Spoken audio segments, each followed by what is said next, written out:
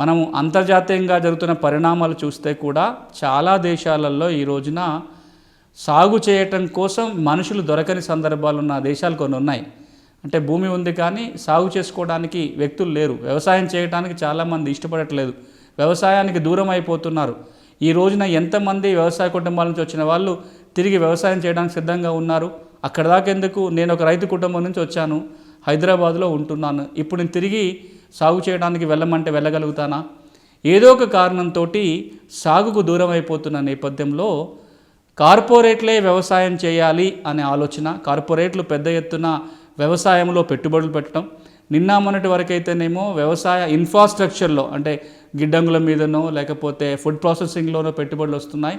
రాబోయే రోజుల్లో సాగు చేయటంలో కూడా పెద్ద ఎత్తున ప్రైవేట్ పెట్టుబడులు వచ్చే అవకాశం ఉంటుంది. అలా రావాలి అంటే ఇప్పుడున్న ఏదైతే సొంత సాగు కౌలు సాగు కొనసాగుతుందో రాబోయే రోజుల్లో సొంత సాగు కౌలు సాగు స్థానంలోనే కాంట్రాక్టు సాగు కార్పొరేటు సాగు వచ్చే అవకాశాలు చాలా స్పష్టంగా కనపడుతున్నాయి.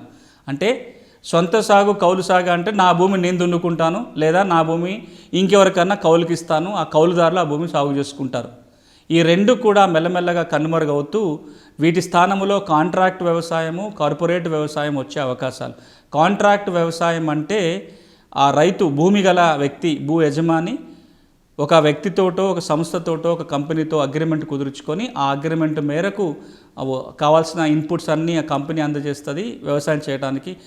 ఎవరైతే ఒప్పందం కూర్చుకున్నో తను సాగు చేస్తాడు. కార్పొరేట్ వ్యవసాయం అంటే కార్పొరేట్ ఆధీనంలోనే భూమి ఉంటుంది, కంపెనీలే వ్యవసాయం చేసే కార్యక్రమం కూడా జరిగే ఉండే అవకాశం. అలా జరగాలి అంటే ఈ మేరకు చట్టాలు వచ్చే అవకాశం ఉంది. అంటే కాంట్రాక్ట్ వ్యవసాయం చట్టబద్ధత కార్పొరేట్ వ్యవసాయానికి దారితీసే పరిణామాలు కనపడుతున్నాయి.